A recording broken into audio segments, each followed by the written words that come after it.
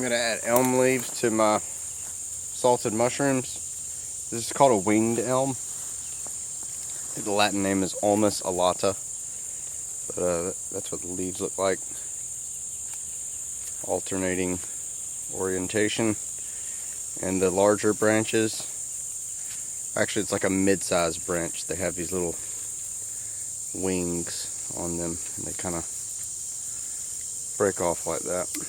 But I've never actually put these, I've used winged elm leaves in broths before, but something just told me it might be good with the Berkeley's Polypore. So we're gonna try it out.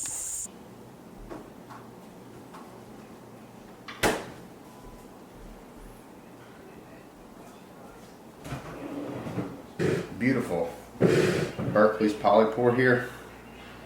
This is actually the third one I found this year off the same tree. And they're very good dehydrated and used later. But they're a nice firm mushroom, which is supposed to be good with the salted mushrooms. And I have tried it with the Berkeley's Polypore, so I know for sure that it is good. But I don't think there's any YouTube videos on doing it. There's a couple things online. I tried to figure out how to salt mushrooms a few years ago in the wet brine that I'm about to show y'all. And all the recipes were in Cyrillic. It seems like only the old Soviets really knew about salted mushrooms. But we're going to clean this off. And we're going to cut it up. The Berkeley's Polypore, only the outside edges are good to eat. It gets a little bitter and tough in these interior parts. I probably should have picked this one a couple days before I actually did pick it. But I think it'll be good nonetheless. As you can tell, it's pretty tough right here, close to this the stem. I think there's one look-alike for a Berkeley's Polypore. I think it's called a black staining polypore, which is, it's in the title of the name, but it stains black when you touch it like that. But I've never actually found a black staining polypore. So this is a mushroom cleaning brush, but you can use a butter brush too, I guess. As I said, we're just going to use the interior. Excuse me, we're just going to use the exterior, not the interior. Just cut that away.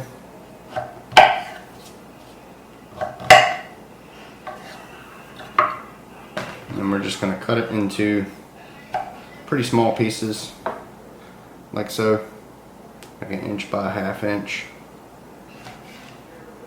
You don't need to be religious about it. Mushrooms are oddly shaped.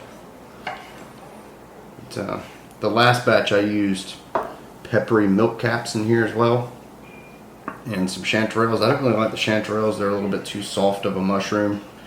But the Berkeley Polypore and the peppery milk caps were pretty good in it. Yeah, we're just going to chop this thing up, little pieces like that, and then we'll move on.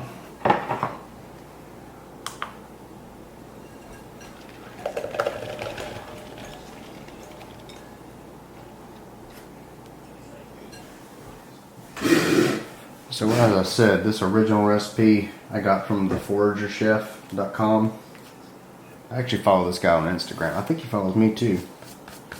But it's kind of cool that he had the recipe up. But his recipe calls for 800 grams of mushrooms. But I only have 160. So I just need to do the math and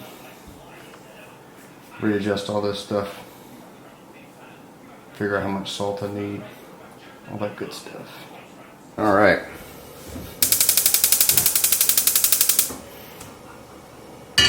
So I have my water bath cannon thing over here. I know this pot is overkill, but it has the separation thing in it.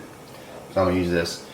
And when we're done, we're going to water bath can it for 15 minutes. But right now, we're just going to blanch the mushrooms for 4 to 5 minutes. This is just regular water. And we actually saved the broth from the mushrooms last time and put it in our ramen noodles, and it was very good. Ramen noodles, sorry. But yeah, we're just gonna blanch them.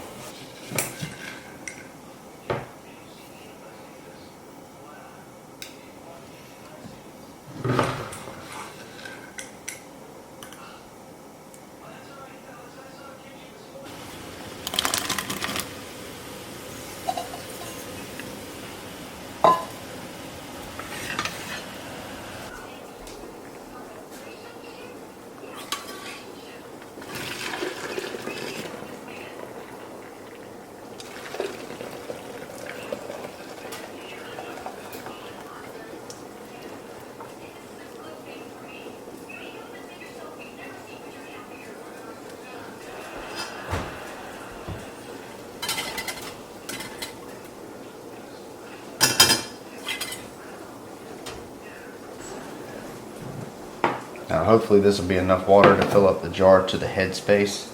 If it's not, I'll just make the same ratio that I did before. Put my elm leaves, 1 thing of garlic, and the salt. And we just got to bring this to a boil, get the salt to dissolve, and then we'll add it into here.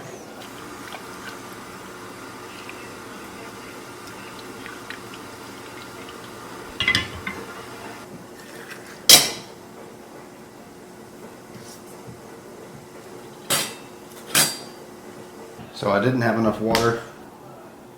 It's just the ratios are weird. But I'm getting the rest of my water fixed on the stove. But I forgot to mention, but it also recommends adding just a dash of citric acid, which I'm going to add to the water that's on the stove right now. Also, lemon juice will work. I ended up adding a bay leaf as well. But you want to go through here and get the air bubbles out. You put those leaves at the bottom too, give them a little more flavor. Just make sure all this is below the brine.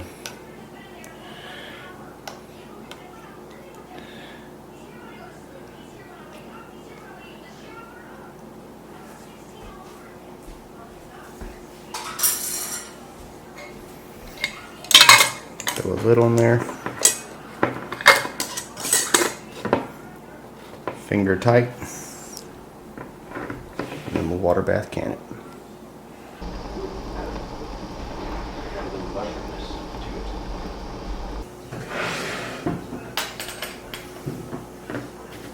Alright, that's what they look like when they're done. I did these about 2 weeks ago. I've been storing them in the fridge.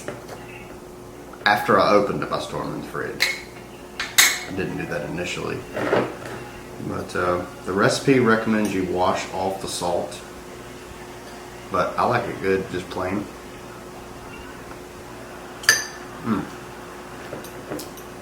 Very salty, but they're good with other things.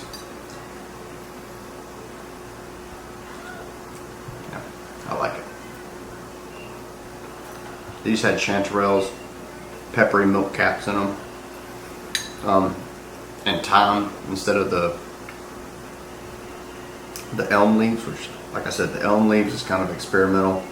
I'll let you know in the comments if that's any good. But hope y'all enjoyed the recipe. There was something else I wanted to say. Oh, the recipe also recommends you add some sort of pepper, but I didn't want to. So yeah, there you have it. Salted mushrooms. Enjoy. My wife hates it, but maybe you'll like it.